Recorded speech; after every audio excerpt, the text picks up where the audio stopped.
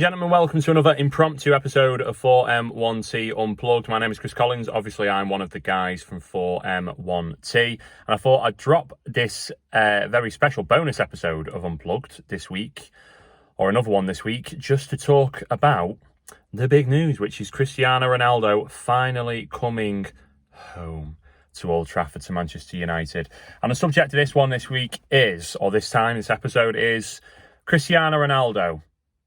Waste of money or absolutely fantastic decision from Ole Gunnar Solskjaer and Manchester United to bring him in? Is he a waste of money, or is he the signing that United need to push them onto glory and silverware this season, to end their wait for silverware this season? And I think this one's going to be absolutely spectacularly easy. And we're not even going to include any of the implications that it means off the pitch. So what I mean by that is implications off the pitch for Manchester United. Pretty bloody simple. Pretty simple. You've seen the effect it's had on social media. I think it's become the most liked and shared Twitter and Instagram post from a sports team ever, the announcement that Cristiano Ronaldo was coming back to Man United. So you can imagine what that means financially for Manchester United. You can imagine what that means from a media perspective, both on social media and off social media. We're not even going to talk about that because obviously Cristiano Ronaldo, he probably is, pound for pound, the world's biggest sports star, Whether he's the best ever in the game of football, obviously still people are going to compare him and Messi. They're going to say one or the other. You usually get people in one camp and then one in the other. I'm one of the sensible people that thinks that Messi and Ronaldo are both incredible players who are entirely different from each other, and we'll never see anyone else ever like either of them ever again. So just fucking enjoy them. But anyway, some people like to argue over that. Let's not talk about anything off the pitch. Let's talk about him on the pitch. I am very much of the opinion you are only as good as your last day in the office. You're only as good as your last day in the office. And you're only as good as your last season in football, especially when a new season has come around. So let's have a look at Ronaldo from last season. Yes, he's 36 years old. He's not as fast and as young and as powerful or at the peak of his powers as he once was. The prime of his career probably stretched from his final season and a half at Old Trafford, maybe 2 seasons if you want to stretch it that far, to just before he left Real Madrid. So he's well past peak of his powers now, but even at well past the peak of his powers, he is a fucking phenomenal football player. He's absolutely outstanding. And he's one of those, it's a bit like, the first player really for me from a Man United perspective to do this, to realise that they were getting older, they needed to change their game, they needed to change the way that they approached the game, both, again, on and off the pitch. The first example for me was always Ryan Giggs. Now, Ryan Giggs, I know he's not everyone's most popular person in the world at the moment. I can only talk about him on the pitch. And Ryan Giggs, once, when he was younger, a flying winger, playing on the left wing, playing the left side of the midfield for Man United, had to change and adapt his game, very much became a stupendous central midfielder for Manchester United. Completely and utterly changed the way he played once he'd lost a little bit of lost a yard of his pace effectively, because he really wasn't that quick at the end of his career, and just completely and utterly changed it. And for me, watching Ryan Giggs as a kid before he retired from Man United, that was the first example that I can think of someone who was like, okay, like, used to be one player and now you've completely and utterly just moulded yourself into another player. And it takes a great player to do that. Ryan Giggs was a great player, and he had the talent, he had the commitment, he had the dedication, he had the hunger, and he had the understanding of the game to change his position entirely. Cristiano Ronaldo's done that. He's done that. He used to be a winger, flying winger, have the pace to beat anyone in the world, and now he is very much your perfect centre forward.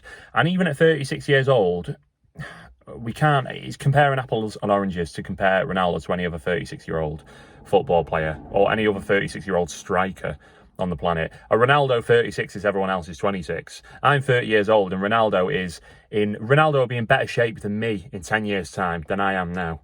The guy is just a freak of nature. He has got all the natural talent and genetics, and he just combines that across his whole career with just this ferocious appetite to just train and be the best, and to just dedicate his life and his lifestyle to being the best in the world right now and being the best that there ever has been.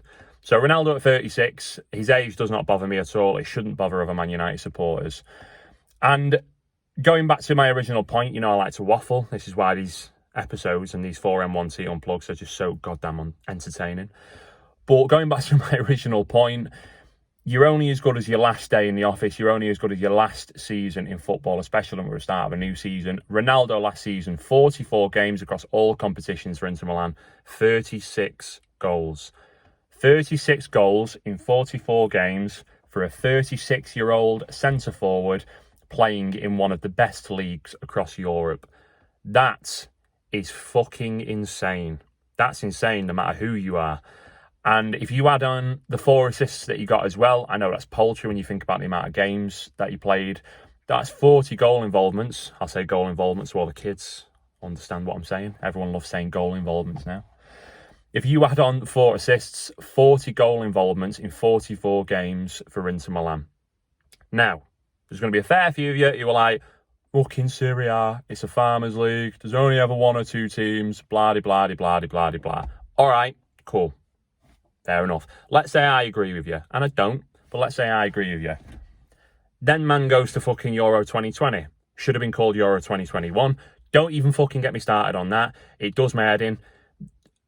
It's another rant for another day, but it was Euro 2021, not Euro 2020.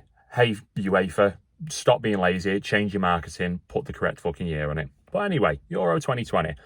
Cristiano Ronaldo goes to Euro 2020. All of your arguments about Serie A being a poor farmers league, out the window. Out the window completely. Because Cristiano Ronaldo goes and scores 5 goals and bags an assist. And he was only in the tournament for, was it 4 games? 4 games, 3 group games. And I think the first knockout game they had was the game they went out to Belgium. So 4 games, 5 goals, 1 assist. 36 years old, playing against the best countries in Europe. The best international countries in Europe. And let's be honest, Europe is a step ahead of everyone else across the world right now. I know Argentina just won the Copa America, and I know you can make arguments for them. Maybe, you know, we'll see at the end of the day with the World Cup next year. We'll see where Argentina and Brazil and the like are up to when it comes to the World Cup in winter next year, and whether they've plugged the gap, because it's been missing for the South American teams for a while now. The European teams, the UEFA contingent of the international scene, have very much been taking the world by storm in the international scene. But against the best teams in Europe, internationally, and you think of their group, all right, Hungary, yeah, 2 of his goals came against Hungary, but Hungary, don't forget how good they were. Good. They surpassed all expectations, and they were game opponents in Euro 2020, and they were within a whisker of making out of that group. Then Germany, and then you've got France in that group as well. It was billed as a group of death. There was a fair few that didn't really give Portugal a chance of getting out of it. Everyone always thought that France would breeze out, and then it'd be a toss-up between Germany and Portugal, and quite a lot of people favoured Germany. And I know it come down to a different qualifying system, 3 teams made out instead of 2, depending on how well the third place one did and all the rest of it.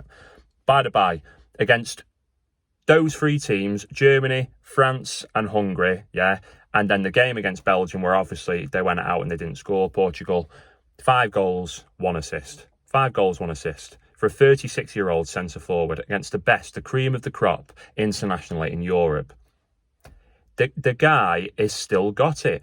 And there seems to be a thing, yeah, I know everyone loves to hate Man United, and he's moved to Man United now and everyone wants to talk about, oh, well, you know, is he past it? And I've heard Graham Souness say things, and I've heard Paul Merson say things, but Lukaku came from Serie A last season. He's gone over to Chelsea, and he is now shit hot. And rightly so, by the way. I'm a big fan of Lukaku. I think he's reinvented himself ever since he went to Inter Milan. I think he's an outstanding striker, and I think he makes Chelsea an even better side than they are already at the moment. European champions, don't forget, without him. But Cristiano Ronaldo outscored him last season. So, answers to the question quite simply, you know, is it a waste of money from United even going after him, or is he the player that can drive us on this season to success, United to silverware and break duck? I mean, it's been a long time since we've had any trophies now, a fair few years. The answer quite simply is yes. Yes, he is. He is absolutely world-class even at 36. He will still be world-class in February when he turns 37. He could carry on playing for another 5-6 years if he wanted to. And would you argue against him doing that in one of the top leagues across Europe? I wouldn't. I wouldn't even argue. 2-year deal, I believe, at Man United. I wouldn't even argue about him going into a 3rd year. Why not? The guy's phenomenal. He's one of the best, if not the best footballer of all time. He's changed his style of play completely over the last few years to become the complete centre-forward. And would you doubt him either just finishing top scorer of the season in the Premier League? Probably not. Would it surprise you? Probably not. One of the greatest of all time. That's this episode of 4M1T Unplugged. Thought I'd drop a special one just to talk about Cristiano Ronaldo, whether it was a waste of time Man United getting him or whether he is the player that United need to start winning trophies again. The answer is emphatically yes. Yes, he is.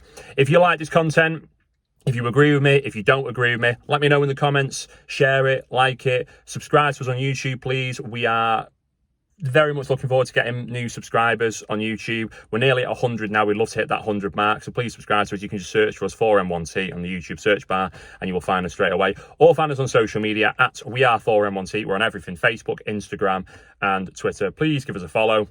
Let us know if you like the content. And even if you disagree with it, let us know in the comments. Let's have a bit of debate. That's what football's all about. That's what being a football fan's all about. Thanks for tuning in. Take care. And we'll drop another one of 4M1T Unplugged next week. Sayonara.